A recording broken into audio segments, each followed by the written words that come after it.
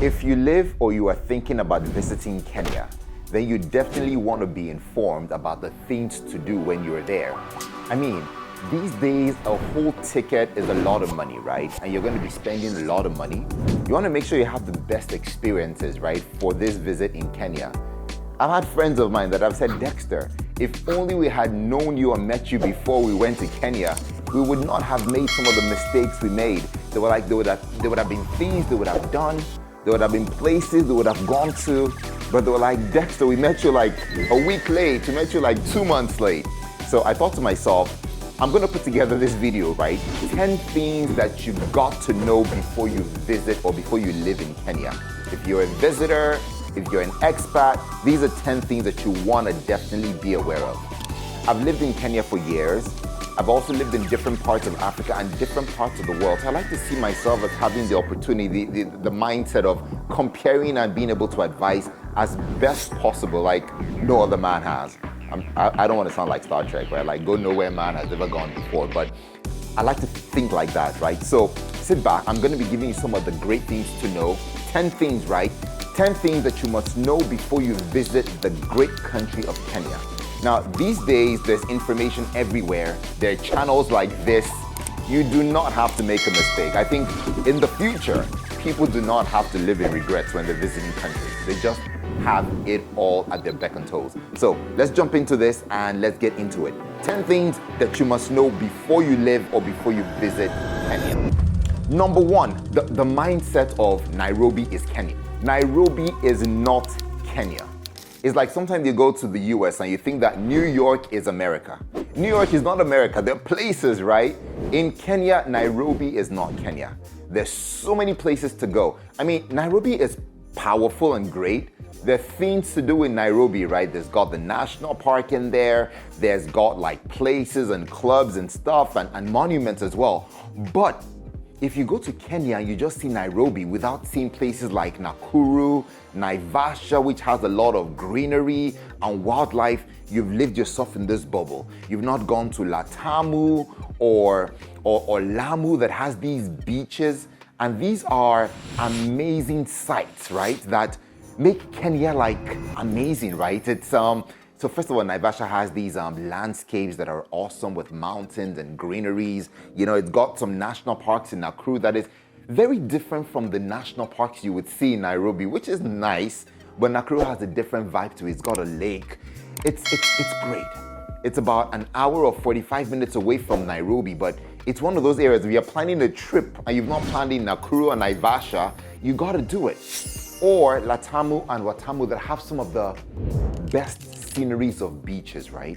People, of course, go to Mombasa a lot and say, do I go to Mombasa or Nairobi? Latamu is amazing. You know, Lamu is amazing, you know, and it has a different vibe to it. These ones, you probably have to take a plane to fly. It's about an hour flight out there, maybe 45 minutes, but it's amazing. So if you're planning a trip to Kenya and you thought to yourself, I can do it in 3 days, I'm just gonna go into Nairobi or do it in 5, you really wanna think like 5 or 6 days, right? Plan a day that you go into these areas, right? It's a flight in the morning, you have an amazing experience for like a day or two, then you come back to Nairobi. So do not live in the bubble that Nairobi is Kenya. It is not. If you do that, there's a lot you're gonna miss out, right? So Nairobi is not Kenya. See the other parts. I've not even talked about the other areas where you can get to see animals, you can get to go camping. Kenya itself is a power bullet that you must see everything about. So that's the first thing.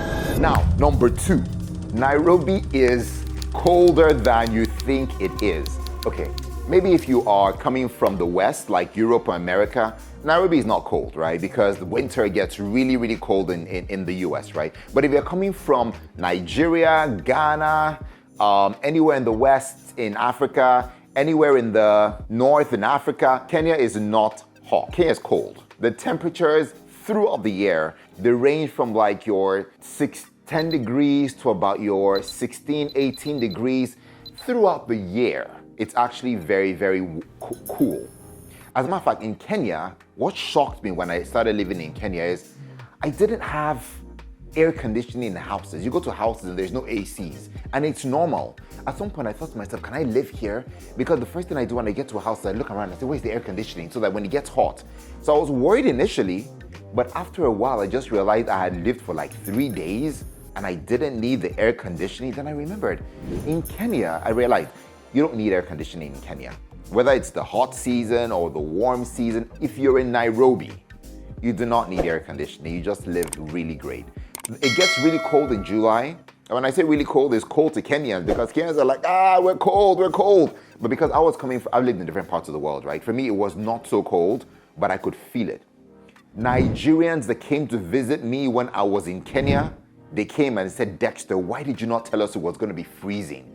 I had someone that came that night. She made my wife go and buy a heater. We had not used heaters. She made my wife buy a heater. We put it in and she left it on all throughout. I couldn't get it, right? But Nairobi drops, right? It gets really cold sometimes, so do not think that you're just gonna come here and don't bring a sweater, bring some jackets in case you're coming from some of those parts. But if you're coming from like Europe or America, you're gonna feel like it's spring. You're gonna have that feel in your skin that just makes you want to do activities and go everywhere because you're not sweating, you're not hot, your skin feels amazing, and you're just gonna be like, whoa, I can live here. And by the way, a lot of people from different parts of Europe and America have chosen to live in Kenya. They've decided to leave their past and set sail, live here, right? This is their promised land. This is their Kana, and they're having a great time right here in Kenya. So Kenya is cold, Do not get it twisted. Love is a beautiful thing. So do not get it twisted. Kenya can be cold, right? It can get really cold. So number 2, don't forget it. Number 3 in Kenya that you want to think about is if you are going to any of the coastal areas, right, and you're visiting, let's say you're going to like a Mombasa, you're going to Lamu and all of those areas I talked about, Latamu, the water in those areas are a bit salty. Expected from coastal regions and all of that. Some of the hotels battle a little bit with the hardness of the water. So when you're bathing sometimes, you have to use a lot of soap. My first experience when I got into the hotel, let me bath right now. And I was using soap, right? And I always carry my Lifebuoy soap around. So I was using it to bath, right? But I found out it wasn't foamy. I used it on my skin. I didn't get any foam. I used it on my beards. I didn't get any foam. My beards always save me when I bath, right? Because I don't have hair on my head. So anytime I bath with soap, my beards always help me do that foam. In Mombasa, it just didn't work. I used a quarter or maybe 30% of my soap to bath that day. It just didn't foam. So if you're going to Mombasa and those beach areas, there's some hotels that treat the water and make it softer with less carbonate in the water. But a lot of times you really want to go with a lot of soap, or the solution is to take liquid soap. If you have liquid soap, it's easy, and if you use sponges, I think you're gonna be fine. But you don't use sponging like me, and you have to take a lot of soap and be ready for it, right? But it's part of the experience, right? Some hotels, like I said, will save you. But for me, it was a bit itchy and all of that. I felt funny the first day, and I only took 1 bar of soap because I was staying for 3 days. By the 3rd day, if I was gonna stay a 4th day, I would have had no soap. So don't be like me. Take 2-3 bars or take liquid soap. Do not be beating in Mombasa. I know that sounds like Rumble in the Bronx. So that's number 3, right? Make sure you get it right. Now, number 4, driving in Kenya, right? I've driven in different parts of the world. I boast to a lot of my friends. I tell them, you know what? I am one of the guys that I have driven in most of the countries in Africa, right? And that's because I've driven with the right-handed steering, with the left-handed steering. I get into countries, and from the airport, whatever country it is, my mind just switches on. Whether I'm in the US, I can drive at the other side. If I get to Nigeria or the UK, I can switch over to the other side, and I do it instantly, right? So I pride myself in that. But the experience I had in Nairobi was different, not because of the switching, but there's some roundabouts in Nairobi that when you're getting into those roundabouts, you don't know what is happening. Everybody is coming from the left, from the right, from the front. And yet at some point when I was driving in, because when I got to the airport, from day 1 I was driving. I got into Nairobi, I got a car and started moving. The roundabout beats me. Cars just come like boom. You're like, whoa, you don't know whether to stop. Nobody stops. So if you're at that roundabout and you're new in Nairobi, you are gonna get either tired or you're gonna be waiting. You're not gonna be bold because Matatus, buses just coming your way. So it's one of the areas where you need to be bold. You just have to put your head in there. When you put your head in there, people press the brakes. So you see a roundabout in there, the traffic lights are not gonna control it. Some traffic lights exist there, but a lot of times when it's time to go around the roundabout, cars are just coming. And you just have to put your head in there, be bold. You just say, hey, I will be bold and I will go. And you go, right? Eventually you start to learn how to be careful because you can get hit by cars. So I think for me, that was one of the big things, right? The roundabouts beat me like, even till today when I go to Nairobi, I don't know how I got to those roundabouts, but people look at me and say, Dexter, the way you drive in Nairobi, you drive like you've lived here all your life. I'm like, yeah. I think that's the street credibility I learned from Lagos. The street credibility of how I saw a lot of traffic in some parts. Okay, South Africa is chill. Some parts of Ghana I bit, but I think it was the combination of my Niger street credibility and driving in Nairobi and learning, and I was like, boom. So driving in Nairobi, if you're renting a car from the airport, or if you're gonna buy a car and drive in, be ready for the roundabouts. You know, it's like the UK kind of steering, you're driving at the other side, but those roundabouts, be ready. Now, Matatus. These are the buses and the heartbeat of Nairobi. These things take you everywhere, right? You can get a matatu. Matatu is a bus that's colored in graffiti. When you look at it, you think it's owned by an artist, but it's just what Kenya does, right? They have all these buses in matatus and colors. It looks like some street boys from New York or from the hood just sprayed themselves on the buses and it looks really beautiful and it's nice. But these matatus itself is an experience that you must experience when you go to Kenya, right? They compete with the regular buses. In Nigeria, they're like the Molo buses, right? Or those big buses. In New York, I don't think we have that kind of thing in like the US, right? But these are buses that challenge you on the road. They're big, they can take up to like 50 people in the bus. So what I'll tell you about Matatus, first of all, they're fun. They might look very rough, whatever you think about the roughness of how they drive and how they ride. The drivers are very kind. The drivers and the support, by the time you meet them, you find out that they're just fun people and they're happy people. But it's just a mindset to say that when you get into a matatu, the driver feels it upon himself to get you to where you're going as fast as possible. And it's believed that you should be able to get to where you're going faster than if you're driving a normal car. So the matatus are looking for shortcuts. It's like a mandate upon them. When you hit a matatu, they're like, I must get you there faster than the regular cars on the road. So you get to see some speed. You get to see a little bit of roughness. So if you're a driver driving and you're not driving in a matatu, you sometimes feel very bad. Who are these guys? Who the hell are these guys to just jump in my way? But if you're in a matatu, you feel good because, whoa, you're passing everybody like you're going pretty fast. The experience in matatu is also very different. It's like a club on wheels. There's some matatu buses that have music. You have like music loud, boom, boom, and you're driving throughout. Then some of them have videos and stuff you can watch. You know, like movies where they're showing Nigerian movies or music of Diamond Platinum or Nigerian movies or Kenyan music. So it's up there, right? So it's a really great experience that I think that if you're going to Kenya, right, don't run away from matatus, right? Experience it is one of the things you must do. My kids and my wife were like, hey, we had to do the matatu experience, right? We had to do it. We left home one day and said, we are going on the matatus, right? It was a mission. It was just like one of those things, right? So the matatus are amazing. Where you get to love matatus, you get to love the culture, and you get to live with it. So the matatu experience, be ready for it, look out for it, do videos with it. You are gonna have a great ball with matatus. Number 6. I've figured out that in Kenya, breaking into the lives of the people is something that you really want to get, especially if you're going to live in Kenya, right? So you're going to be there for a while. You definitely do not want to be alone in a bubble. What I figured out in Kenya is that people incorporate, right? Incorporate is a little bit more stiff. People don't break down until they go out in clubs and they go out drinking and having a great time together. In Kenya, the social culture is a key fabric that builds society together. So if you have never gone out drinking or having fun with a Kenyan, I don't think that you are really very close.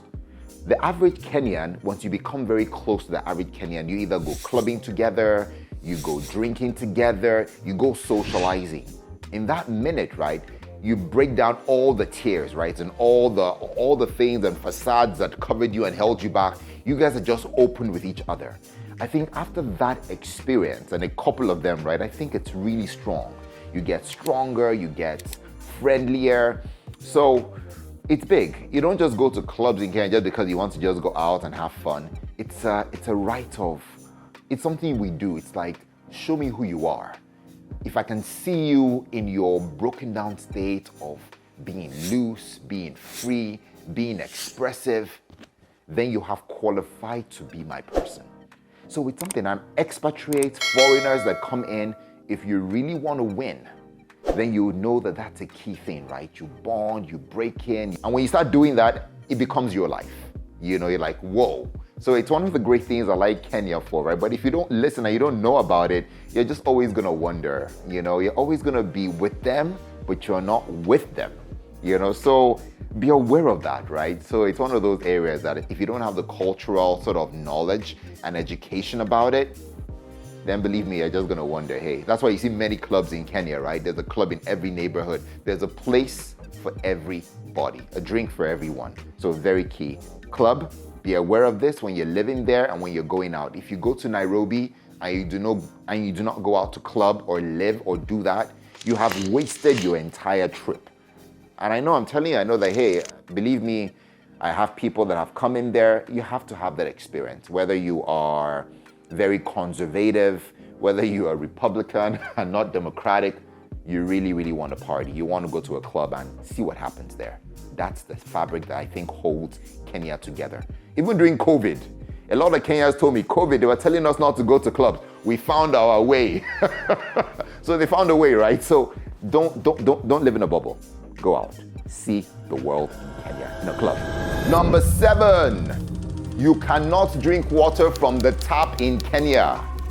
When I got into Kenya and I started living there, I moved straight in from South Africa, where we drink water from the tap. I drink water from the tap. We drink water from the tap in South Africa. It's treated, it's amazing, it's ga. And I lived in South Africa for a long stretch. Then I moved into Kenya. The first day I was like drinking water. Then I just found out it had a taste, but then eventually I found out you don't drink water. The water in Kenya is great for bathing and all of that great stuff. It looks clean, but you cannot drink it. It doesn't have the highest level of treatment like in the US and in South Africa, just like most African countries, but I think I'd forgotten. So I was just like drinking water the first day, but it had a taste and all. You do not drink water from the tap. As a matter of fact, in Kenya, this is one of the countries where I've seen the most number of dispensers. In all the countries I've visited, I see dispensers here in Kenya. Oh my goodness, it's like they sell dispensers everywhere. You go to houses, there are water dispensers. It's like everywhere, you know? So I was like, boom, you know, people have these big tanks, not tanks, they have like those things, I don't know how they call them, they're big, they're like gauges of water, right? You flip them over the dispensers, the name is flipping me right now, and they drink with it, right? Then you can also get smaller bottles and all of that, and you fill them. That's how you live in Kenya, right? And it's amazing life. And I think that water thing is because there's a policy and a ban for plastics in Kenya, because it's very sustainability driven, climate focused. So Ruto and all the governments before Ruto, from Kenyatta and all of those great guys, they've made sure that one-use plastics are banned. Even if you're coming to the airport and you have plastics in your bag or any of those kind of plastics in a water bottle or bags, they would seize them. They'll make you empty it. They make sure you empty it and throw it away. They don't take those things in. You don't even see those things floating like in Nigeria. Sometimes you see bags just when it rains. You see bags just somersaulting, plastics just everywhere. In Ghana as well. But in Kenya, you don't see that, right? Because they're very conscious and they've made policies and laws. So they don't drink water from the tap, but there's a lot of dispensers, a lot of habits, you know, that have people drinking that way, and cups that you see, those kind of reusable cups really happening there. So be ready. Don't drink water from the tap if you go to Kenya. Don't say I didn't tell you. Water is sensitive. You don't want to go there your day one, get something like diarrhea or typhoid, and your entire trip is busted, you know? So water from the tap, be ready. You do not drink that in Kenya, you know? Don't do that.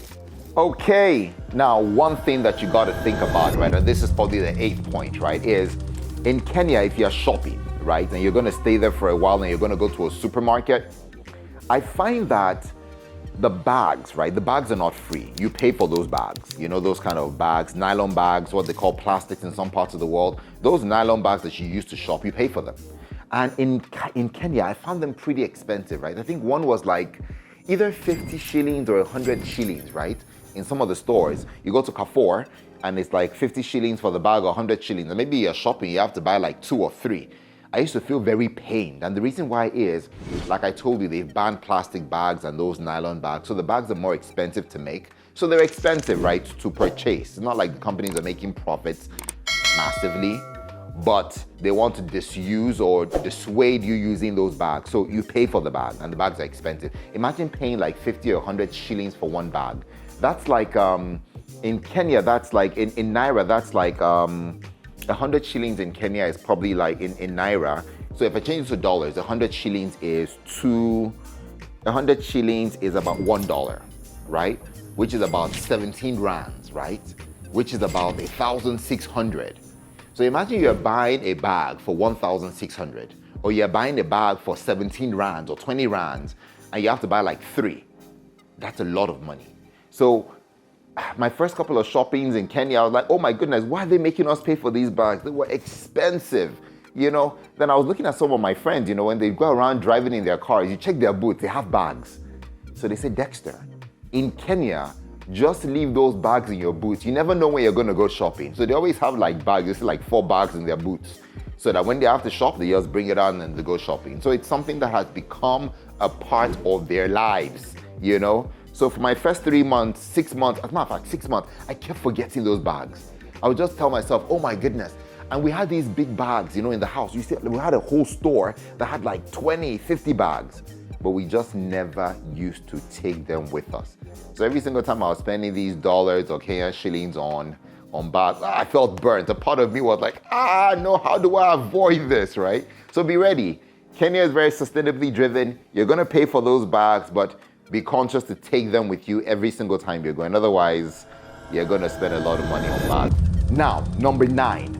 Kenyans do not eat bushmeat. They do not eat game, right? What we call game. You know how it is in the US when you're hunting and sometimes you like shoot like a deer or something and you eat it. Or in Nigeria, you're looking like you go to some restaurant and there's antelopes that is on the menu, or bush rats, you know. There's bushmeat. Like a lot of parts of the world love game, right? They call it game, right? So bushmeat, or, you know, and it has a different taste, right?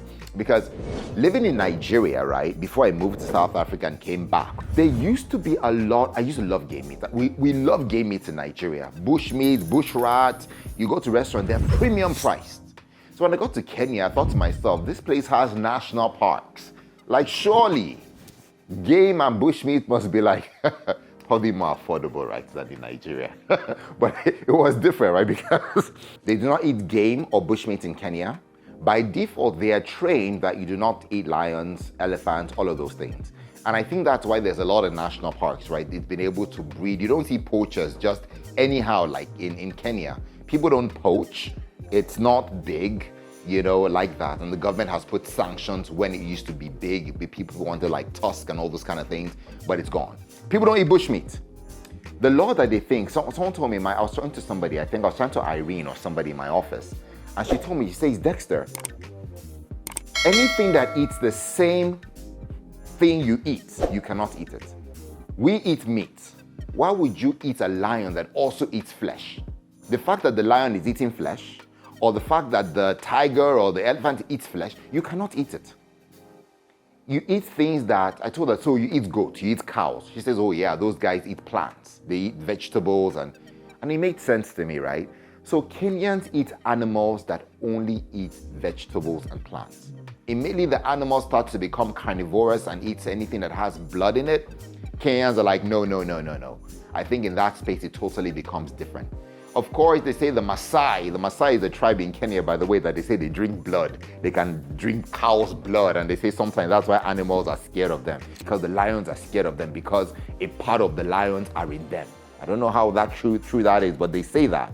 But Kenyans do not eat game. So if you're going to Kenya thinking, yo, I'm going to eat game, I'm going to eat bushmeat, you're not going to get it. Forget it.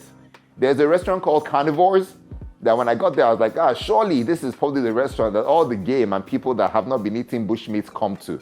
The only thing you're going to get in Carnivores is things like crocodile, you're going to get ostrich, you're going to get all kinds of meat, but these things still play by the rules of they don't eat blood, they do not consume anything that is fleshy. So get used to it, right? Kenyans don't eat game.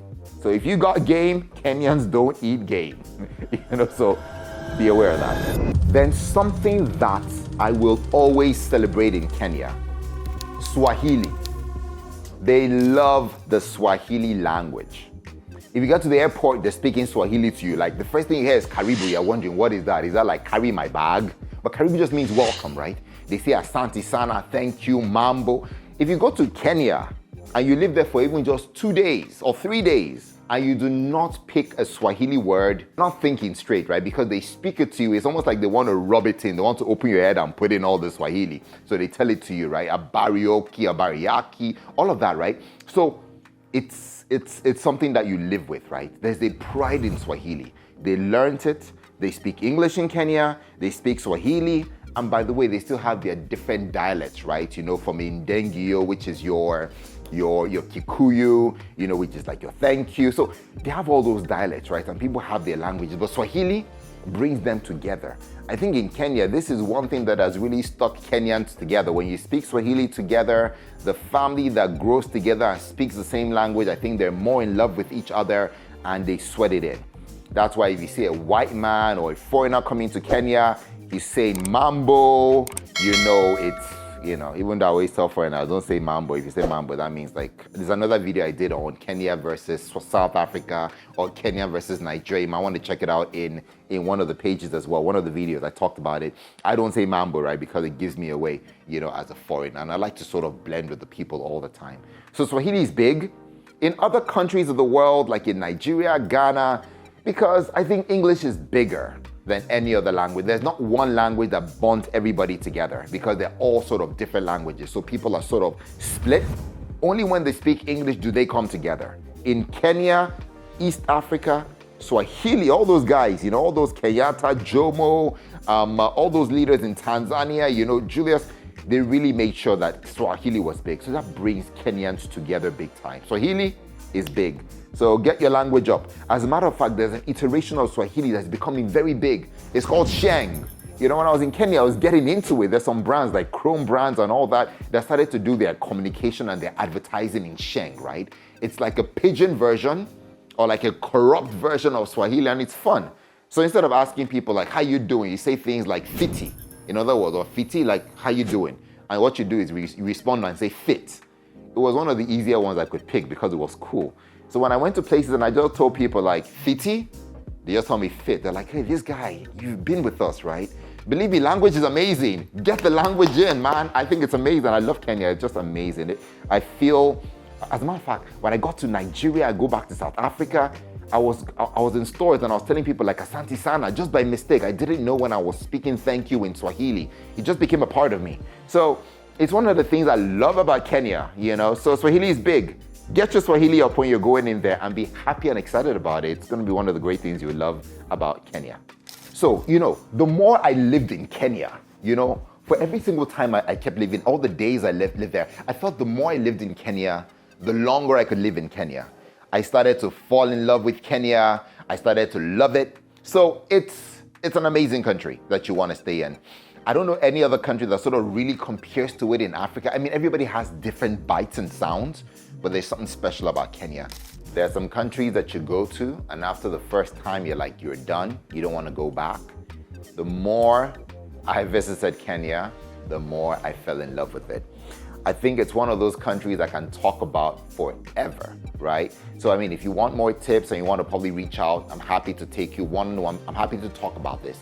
But if you think that there may be other countries in the world that sort of juxtapose or feel like Kenya, or probably can outshine Kenya based on these 10 things, then hey, let me know in the comments below, right? I might also talk about another African country, you know, where I've sort of experienced these kind of camaraderie kind of spirits and kind of friendship sort of bonds, you know, but Kenya is an amazing place. So if you are going to Kenya, you're gonna have a great time. If you're coming to any part of Africa, you're gonna have a great time. You're gonna go to Kenya. If you know these 10 points, you're gonna have an amazing time, you know. I'm gonna see you guys in the next video. Until then, Africa is rising and Africa can rise. The whole world needs to get a piece of Africa. I'll see you in the next one.